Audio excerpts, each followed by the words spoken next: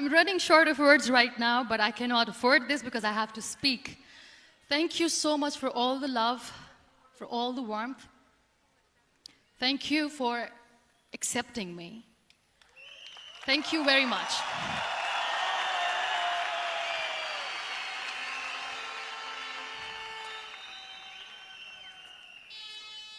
Well, I always start my talk with a disclaimer. And that disclaimer is that I've never claimed to be a motivational speaker. Yes, I do speak, but I feel more like a storyteller because wherever I go, I share a story with everyone. Well, it is a story of a woman whose perfectly imperfect life made her who and what she is today. It's the story of a woman who, in pursuit of her dreams and aspirations, made other people realize that if you think that your life is hard and you're giving up on that because you think your life is unfair, think again. Because when you think that way, you are being unfair to your own self. It's the story of a woman who made people realize that sometimes problems are not too big. We are too small because we cannot handle them.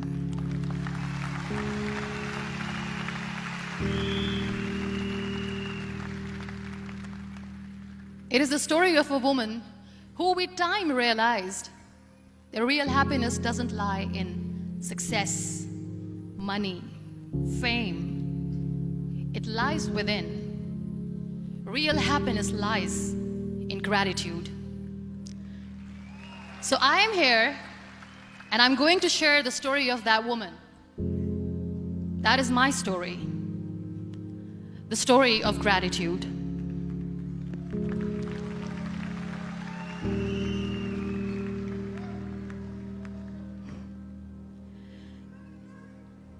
I love you too. I love you all. I believe in the power of words.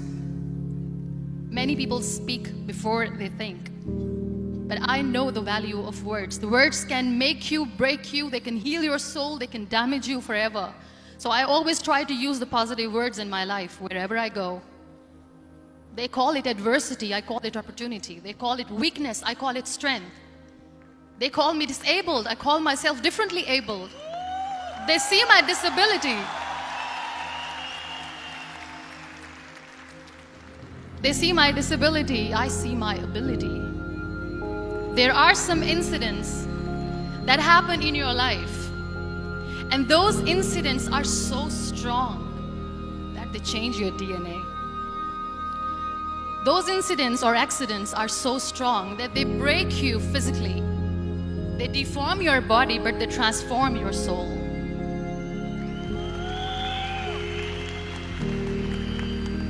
Those incidents break you, deform you, but they mold you into the best version of you. And the same thing happened to me. And I'm going to share what exactly happened to me. I was 18 years old when I got married. And this thing I'm sharing for the very first time on an international level. I was 18 years old when I got married.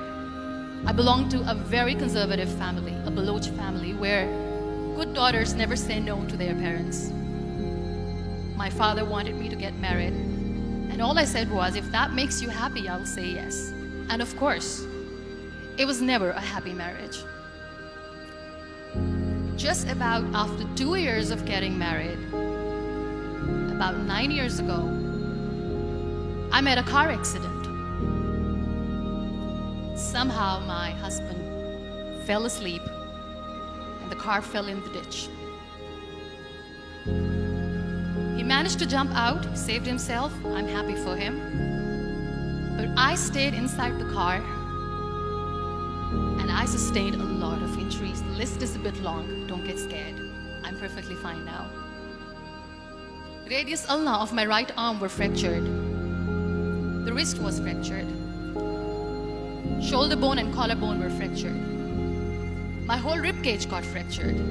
And because of the rib cage injury, lungs and liver were badly injured. I couldn't breathe. I lost urine and bowel control. That's why I have to wear the bag wherever I go. But that injury that changed me and my life completely as a person and my perception towards living my life was the spine injury. 3 vertebrae of my backbone were completely crushed, and I got paralyzed for the rest of my life. So this accident took place in a far-flung area in the outskirts of a very small province, Balochistan, where there was no first aid, no hospital, no ambulance. I was in the middle of nowhere in that toppled car. Many people came to rescue. They gave me CPR. They dragged me out of the car. And while they were dragging me out, I got the complete transection of my spinal cord. And now there was this debate going on. Should we keep it here? She's going to die. Where should we go? There is no ambulance. There was this 4-wheeler Jeep standing in the corner of the street. They said, put her in the back of the Jeep and take her to the hospital, which is 3 hours away from this place. And I still remember that bumpy ride. I was all broken. They threw me at the back of the Jeep and they rushed me to the hospital. That is where I realized that my half body was fractured and half was paralyzed. I finally ended up in a hospital where I stayed for 2.5 months. I underwent multiple surgeries. Doctors have put a lot of titanium in my arm. There's a lot of titanium at my back to fix my back. That's why people in Pakistan call me the Iron Lady of Pakistan.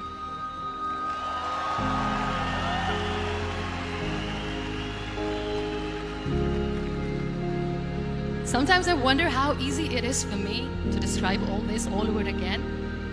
And somebody has rightly said that when you share your story and it doesn't make you cry, that means you have healed.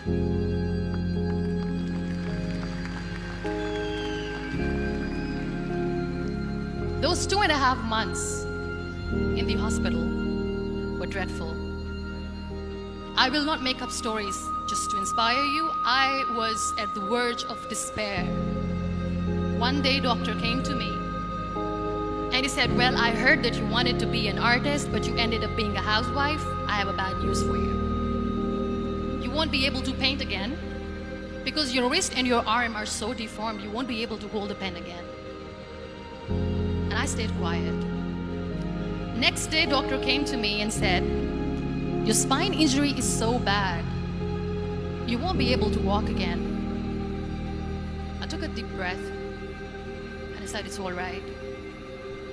The next day, doctor came to me and said, because of your spine injury and the fixation that you have in your back, you won't be able to give birth to a child again. That day, I was devastated. I still remember, I asked my mother, why me?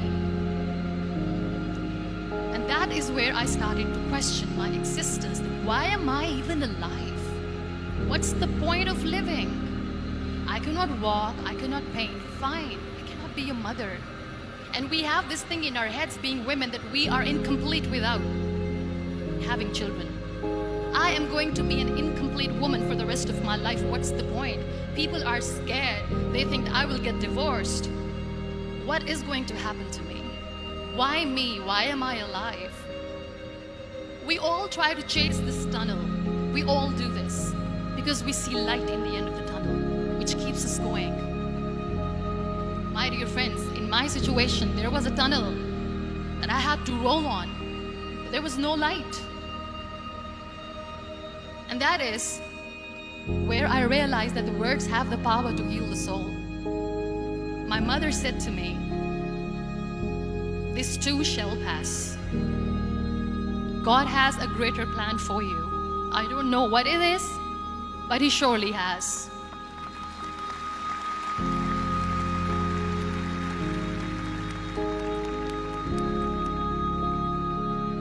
All that distress and grief, somehow or the other, those words were so magical that they kept me going.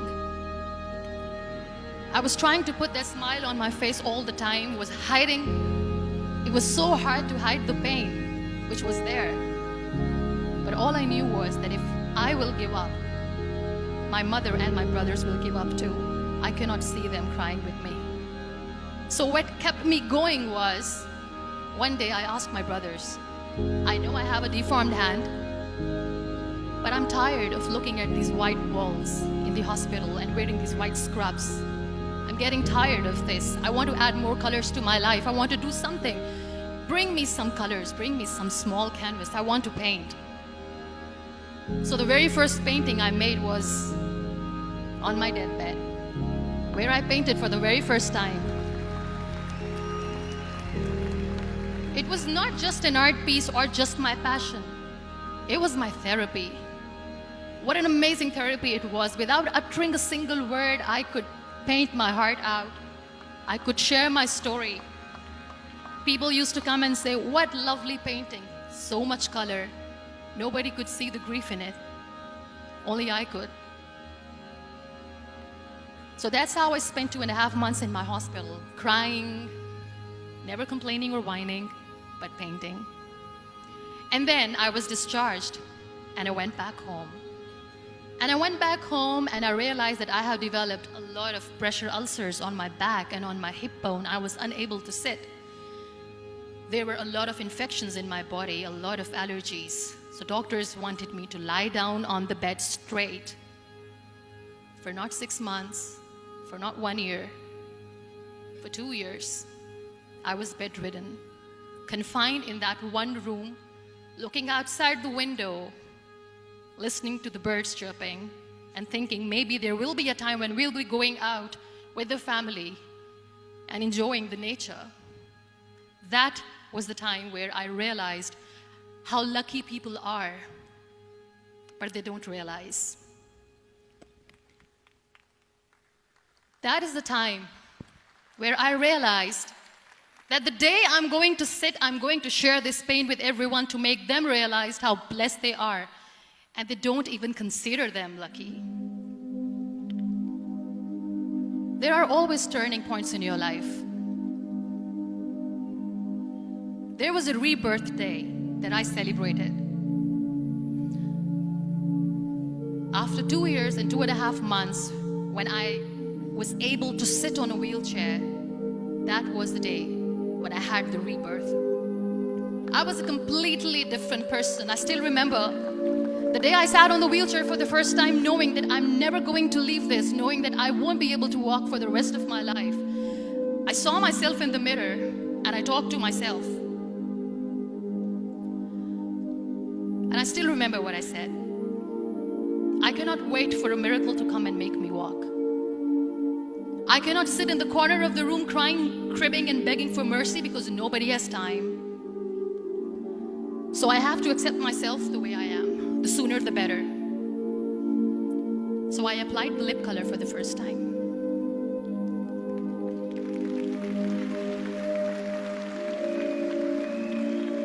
And I erased it. And I cried. And I said, what am I doing? A person on a wheelchair should not do this. What will people say? Clean it up. Put it again. This time I put it for myself. Because I wanted to feel perfect from within.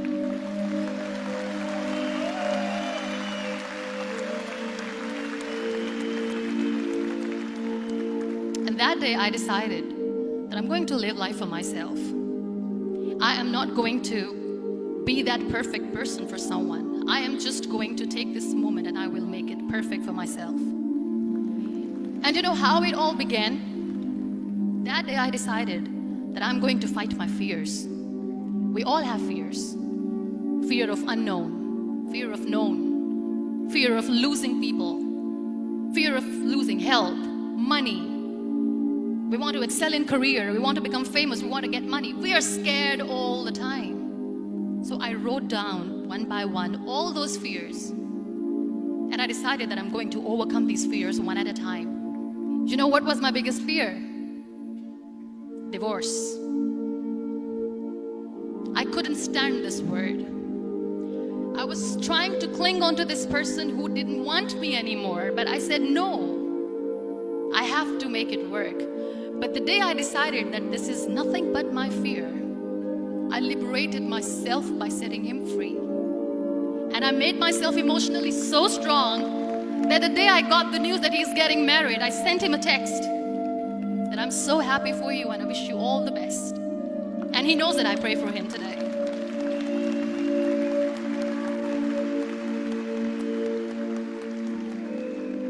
My biggest fear, number 2, was I won't be able to be a mother again. And that was quite devastating for me. But then I realized there are so many children in the world, all they want is acceptance. So there is no point of crying, just go and adopt one. And that's what I did.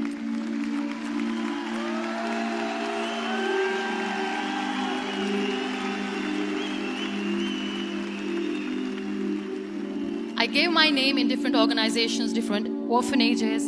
I didn't mention that I'm on a wheelchair, dying to have a child. So I just told them that this is Muniba Mazari and she wants to adopt a boy or girl, whatsoever, but I want to adopt a kid. And I waited patiently.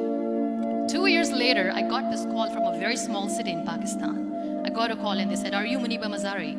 There is a baby boy and would you like to adopt?" And when I say yes, I could literally feel the labor pain. I said, yes, I am going to adopt him. I am coming to take him home.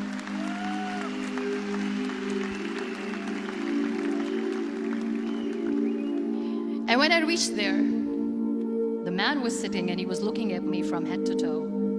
And in back of my head, I kept thinking that, oh my God, he's going to say she's on the wheelchair, she doesn't deserve it. How is she going to take care of him? And I looked at him and I said, do not judge me because I'm on the wheelchair. But you know what he said? He said, I know you will be the best mother of this child. You both are lucky to have each other.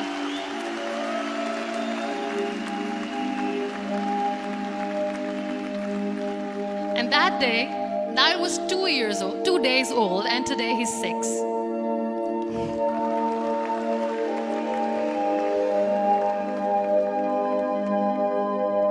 You'll be surprised to know another bigger fear that I had in me. It was facing people. I used to hide myself from people. When I was on bed for 2 years, I used to keep the door closed. I used to pretend that I'm not going to meet anyone, tell them that I'm sleeping. You know why? Because I couldn't stand that sympathy that they had for me. They used to treat me like a patient. When I used to smile, they used to look at me and say that, you're smiling, are you okay? I was tired of this question being asked, are you sick? Well, a lady yesterday at the airport asked me, are you sick? And I said, well, besides the spinal cord injury, I'm fine, I guess.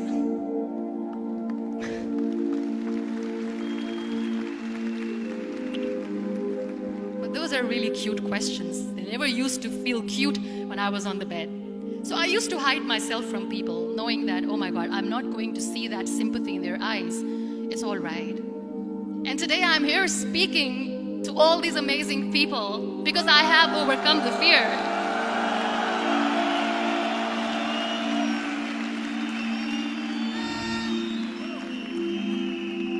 You know, when you end up being on the wheelchair, what's the most painful thing? That's another fear that people on the wheelchair or the people who are differently abled have in their hearts, but they never share. I'll share that with you. The lack of acceptance.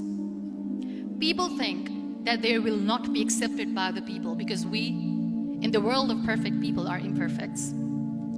So I decided that instead of starting an NGO for disability awareness, which I know will not help anyone, I started to appear more in public. I started to paint. I always wanted to. I have done a lot of exhibitions. I'm Pakistan's first wheelchair-bound artist. I have done a lot of modeling campaigns, different campaigns for brands like Tony and Guy.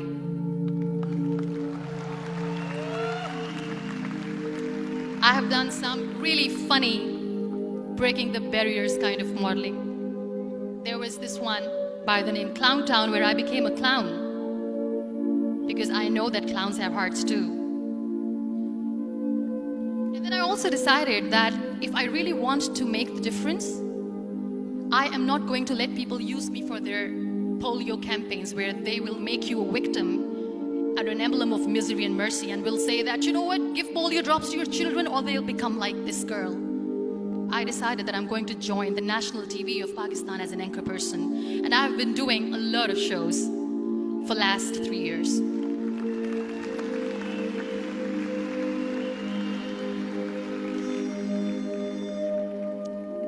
you accept yourself the way you are, the world recognizes you. It all starts from within.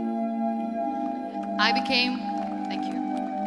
I became the National Goodwill Ambassador for UN Women Pakistan, and now I speak for the rights of women, children. We talk about inclusion, diversity, gender equality, which is a must. I was featured in BBC 100 Women for 2015. I'm one of the Forbes 30 under 30 for 2016. And it all didn't happen alone. You all are thriving in your careers. You have bigger dreams and aspirations in life. Always remember one thing. On the road to success, there is always we, not me. Do not think that you alone can achieve things. No. There is always another person who is standing behind you, maybe not coming on the forefront, but behind you, praying for you and supporting you. Never lose that person. Never.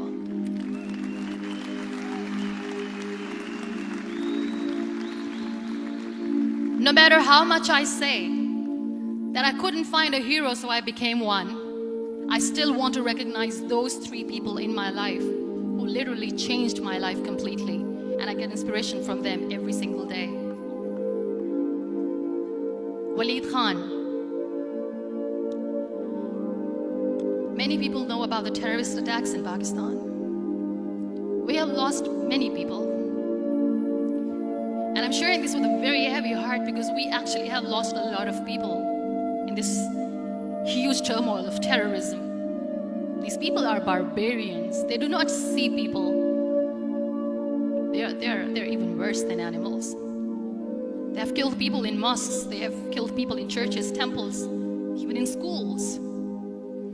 There was this terrorist attack in Army Public School, Peshawar, where these terrorists entered in an examination hall and they killed our children. And in that attack, that day, this beautiful boy, Waleed Khan, who was my hero, my real life hero, was the proctor who was taking care of the students, was keeping an eye on the students. Those barbarians shot him 3 times in the face, 5 times on his body, and he fell down.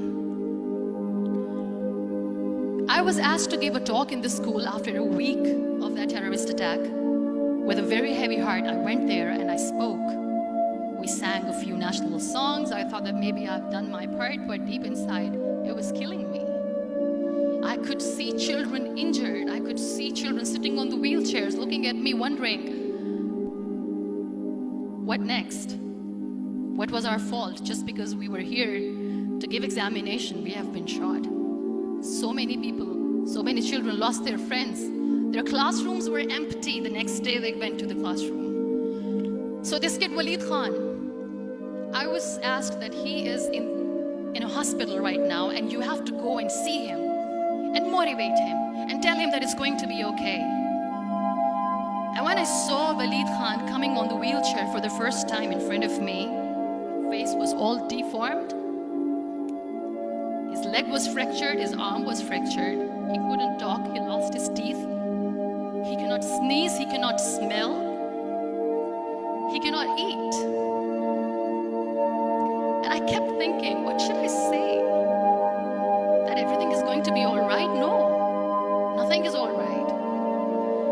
And while I was juggling with the words, what to say, what not to say, this beautiful child, Waleed Khan, came to me and he said, "Are you Muniba Mazari?" I said, "Yes." He said, "Baji, let's take a selfie."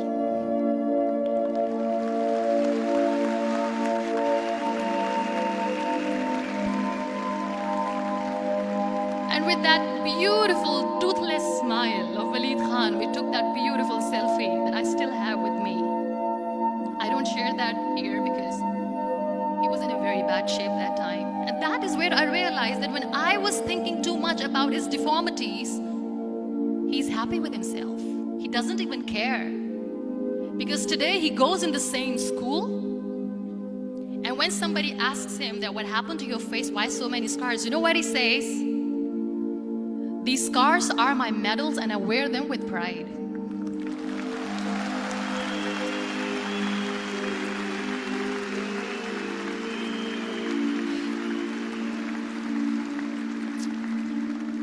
how beautifully he says the terrorists wanted me not to study. I am going to study. I will become a doctor one day.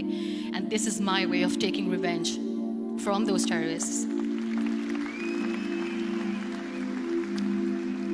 Another real life hero, of course, my son. His name is Nile, N-I-L-E, River Nile. I learned so much from this kid. The first and foremost thing is patience. How to be patient when you know that your mother cannot walk, when you know that your mother is different from the other women, when you know that your mother cannot go out and play with you. How to stay calm.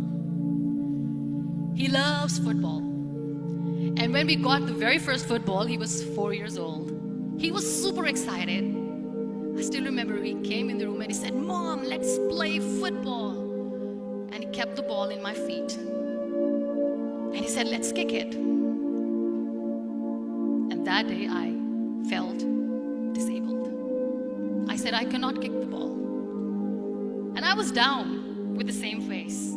He looked at me and he said, "Well, that's all right. Your legs are not working, but your hands do. Let's play catch the ball."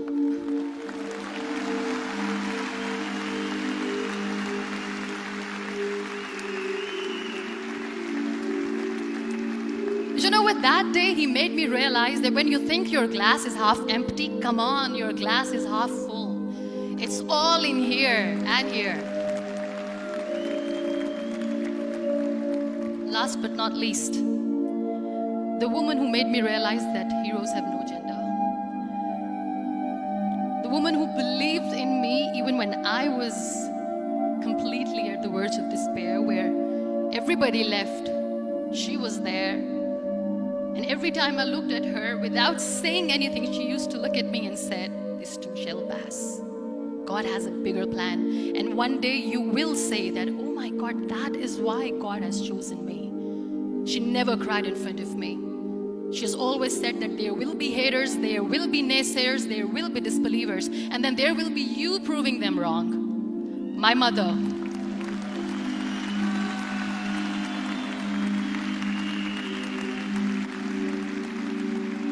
Whatever I am today, I'm nothing without her.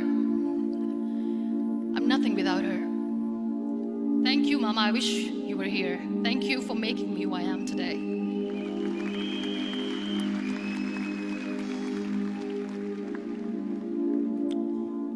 You know what? We human beings have a problem. Out of many problems, there is one more, and this is self-created one. We always expect ease from life. We have this amazing fantasy about life. This is how things should work. This is my plan. It should go as per my plan. If that doesn't happen, we give up. So my dear friends, let me tell you one thing. I never wanted to be on the wheelchair. Never thought of being on the wheelchair. I was always aspiring to do bigger things, but had no idea that for that I have to pay the price to be where I am today. It's a very heavy price. This life is a test and a trial, and tests or trials are never supposed to be easy. So when you are expecting ease from life, and life gives you lemons, then you make the lemonade, and then do not blame life for that, because you were expecting ease from a trial. Trials make you a stronger, better person. Life is a trial, and with time you realize that.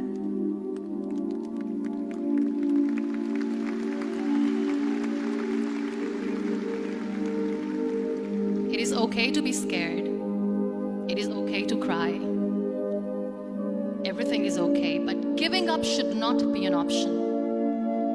They always say that failure is not an option. Failure should be an option, because when you fail, you get up, and then you fail, and then you get up, and that keeps you going. That's how humans are strong.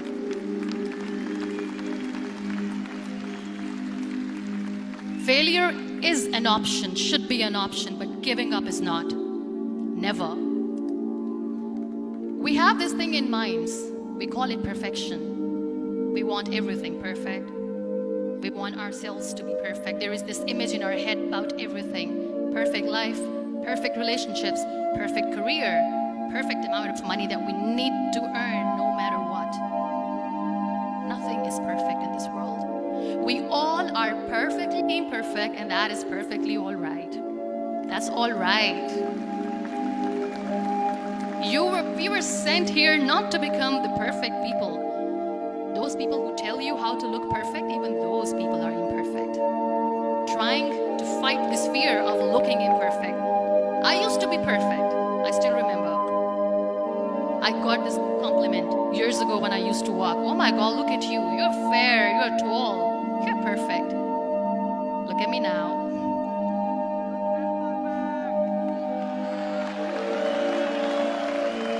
Only the perfect eyes can see that. Only the perfect eyes will see that. Only the perfect eyes will see that. So yes, in all those imperfections, you have to listen to your heart. You don't have to look good for people. You don't have to be perfect just because other people want you to be perfect. If your soul is perfect from within, that's all right. This is all what you want. This is all what you need to be. Our society has made very weird kind of norms to look perfect and great. For men, it's different. For women, it's different. We think too much about what people say. We listen to ourselves too little. You know what makes you perfect? When you make someone smile. You know what makes you perfect? When you try to do something good for the people around you. You know what makes you perfect? When you feel someone's pain. And how beautiful pain is that it connects you with people. No other medium can connect you with others but pain. That's why I always say that I'm in pain, and that's a blessing in disguise for me. Today, just because I'm in pain and I'm on the wheelchair, I work for children.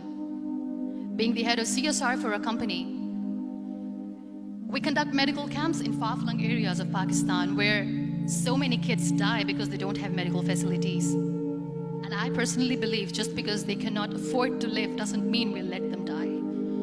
So we give them money, we give them medical treatment, we try to heal their wounds, physical and emotional. And I also work for the beautiful people, we call them third gender, the transgender community of Pakistan. You know what connects me with them? All my imperfections. When I go and I hug them, they never judge me. And this very good friend of mine, her name is Bijli. Bijli means electricity. She calls herself electricity. And I said, are you electricity? She says, no, I'm lightning. I'm as strong as lightning. Because we have very bad power outage, so she doesn't want me to call her electricity. So she says, I am very strong. I'm thunder, I'm lightning. She came to me, and the first time I hugged her, she said, you are just like me. And I said, yes, I am like you. Because to people, we are so imperfect. So how beautiful these imperfections are, that because of these imperfections you can connect with people. Then why are we all running after being perfect? What's the point?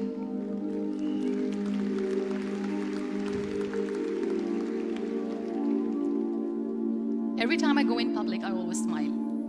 There's always a big toothy smile on my face, and people ask me, don't you get tired of smiling all the time? What's the secret? I always say one thing, that I have stopped worrying about the things that I have lost, the people that I have lost. Things and people who were meant to be with me are with me.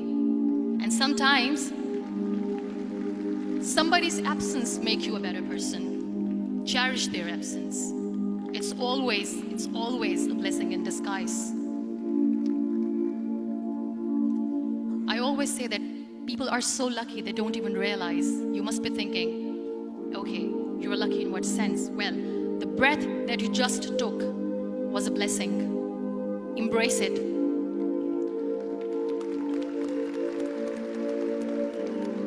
There are so many people in the world who are dreaming to live a life that you are living right now. You have no idea. Embrace each and every breath that you are taking. Celebrate your life. Live it. Don't die before your death. We all die.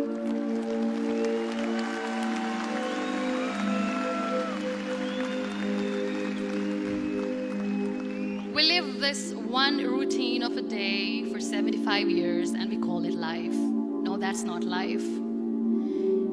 If you're still thinking why you have been sent here, if you're still juggling with the concept of why you are here, you haven't lived yet. You work hard, you make money, you do it for yourself.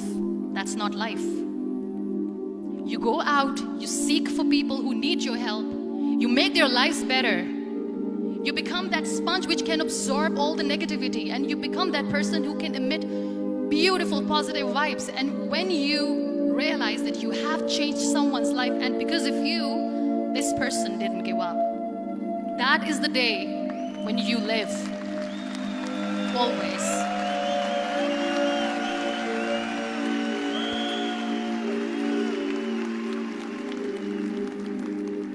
We were talking about gratitude, why I smile all the time. I cry all night when nobody sees me, because I'm a human and I have to keep the balance. And I smile all day because I know that if I will smile,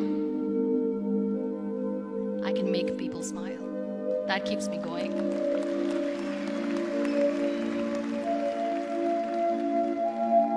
Be grateful for what you have, and you will always, always end up having more. But if you'll cry and if you'll crib for the little things that you don't have or the things that you have lost, you will never ever have enough. Sometimes we are too busy thinking about the things that we don't have that we forget to cherish the blessings that we have. I'm not saying that I'm not healthy and that makes me unlucky, but yes, it is hard. It is hard when I say that I cannot walk. It is hard to say when I wear this bag. It hurts. But I have to keep going. Because never giving up is the way to live. Always.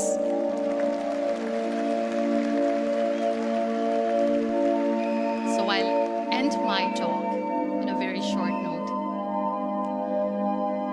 Live your life fully. Accept yourself the way you are.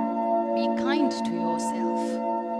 Be kind to yourself. I'll repeat, be kind to yourself, and only then you can be kind to others. Love yourself and spread that love. Life will be hard. There will be turmoils. There will be trials, but that will only make you stronger. Never give up. The real happiness doesn't lie in money or success or fame. I have this all. I never wanted this. Real happiness lies in gratitude. So be grateful, be alive, and live every moment. Thank you so much, everyone. Thank you. We Malaysia. Muniba Mazari.